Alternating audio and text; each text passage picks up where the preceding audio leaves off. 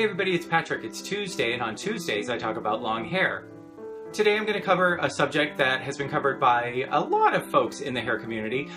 It's a subject that has been really popular for almost 10 years now, and that is the question of sulfate in shampoo and whether or not you should go sulfate-free when you're going for shampoos. Now, a lot of people talk about sulfates in shampoos without really going into detail about what they are, and I'm not going to go into a whole chemistry lesson because I'm not a chemist, and what I've learned is basically lay people's version of what the chemical reaction is. But sulfates are basically chemicals that are made by combining three different molecules together. Those three molecules are pretty common, and what they do is they clean your hair, basically. So a sulfate is just the combination of sulfur, oxygen, and a fat.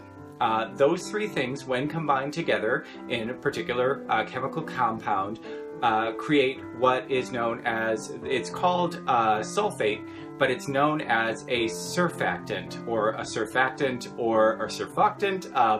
I've heard it described in many different pronunciations, but basically a surfactant is just a cleanser. It is just a detergent. The way that surfactants work, including a sulfate, is they attract the dirt and oil from whatever it is you're cleaning, whether it be your hair, your skin, your couch, your dog, your sweater. It basically will draw away whatever is on the surface of what you are cleaning, and when it hits water, it is drawn to the water, and then it washes away with the water. Now, the first shampoos were just lye soap that were combined with water and a couple of things that smelled nice, and they were extremely harsh to your hair. So when sulfates came along, it was a little bit more gentle to your hair, which was great. It was easier to work with. Your hair didn't dry it out so much. It didn't make it feel like straw. Like if you've ever washed your hair with a bar of soap, you can tell that your hair, it's not liking it very much. And so a sulfate is something that was an improvement over that. About 10 years ago, about 2005 to 2007, people started to think that sulfates were having some adverse effects on their hair.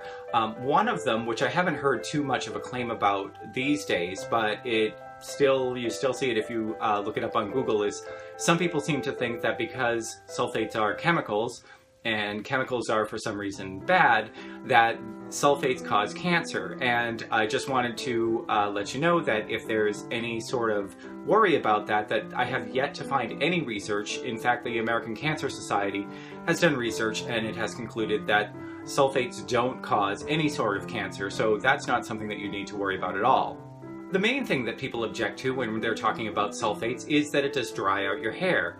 And that's because sulfates, just like any other detergent, just like anything that is meant to clean, is not very discriminating when it comes to what it takes out of your hair.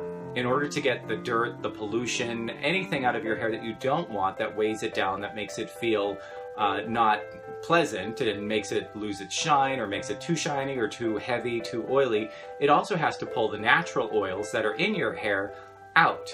And that's what most people are trying to claim, that if you go with a sulfate-free shampoo, you won't have that side effect. Now, in researching this, I have looked up what is being used in sulfate-free shampoos instead of sulfates, which you can tell because they actually have the name sulfate in it. So it's the two most common are sodium lauryl sulfate and sodium laureth sulfate. And if that's not in your shampoo, if there's something that claims it's sulfate-free, it doesn't mean it's detergent-free. It doesn't mean that there's not a surfactant. I say it the wrong way every time. It doesn't mean that there's not a surfactant in your shampoo. In fact, your shampoo wouldn't work if it didn't have some sort of detergent to take the dirt and the oil that you don't want out of your hair. The problem is that those chemicals, no chemical can tell yet what is your natural oil as opposed to any oil that you've added to your hair, as opposed to pollution that's gotten into your hair, as opposed to dirt that's in your hair. It just goes in and it draws out whatever is on top of your hair. and basically it tries to draw everything, just attract everything to it, and then it flows away with the water. So it's just a matter of degree. These sulfate-free shampoos, yes, they're a little bit gentler, but they're also a little bit less efficient in cleaning your hair. Now, maybe you don't mind if your hair isn't being washed that efficiently. Maybe it's not something that you worry about too much, or maybe you wash your hair quite a bit.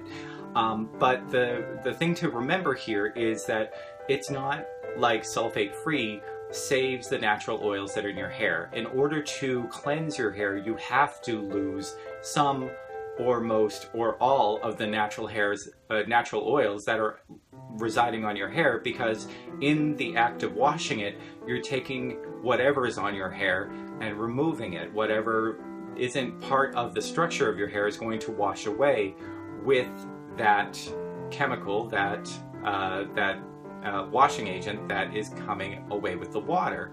So while sulfates have gotten a really bad rap, basically the only thing that they do that is problematic is they make your hair drier. And if you are washing your hair, you're at risk of making your hair drier when it's done being washed anyway. So yes, you can use something that doesn't have sulfates in it, but it may be a little bit less efficient, and it doesn't have any guarantee that it's going to protect your hair any better. Generally, we counteract this with something called conditioner. Conditioner can add oil back to your hair. It's a different oil. It's not the sebum that comes out of your scalp. It's something else. But it also changes the pH balance in your hair so that the follicles close up and it feels a little bit smoother. And then your oil can get, you'll just naturally create oil just through living, basically. So shampooing and conditioning in conjunction with one another are very important. There is absolutely no reason why you shouldn't go with a sulfate-free shampoo either. Sulfate-free shampoos, they do work. They work efficiently now. They're always coming up with kinder, gentler shampoos to work with your hair. So as I always say, try the things that are on the market. And if you find something that works for you, then definitely stick with that. Don't take somebody else's advice as to what is perfect for all types of hair. Hair varies from person to person, and what works on different people's hair varies incredibly from person to person. So there's very little downside to experimenting a bit. You can get different types of shampoos, different type of conditioners, and see what works for you. And then you can just stick with that and stick with that routine and make it work for you. I'm here every Tuesday talking about long hair. Would love it if you'd subscribe and keep up with all of my updates. There's some other things happening on this channel as well, which you also can keep up with if you are subscribed. Thank you very much for joining me this time. I will see you again next time.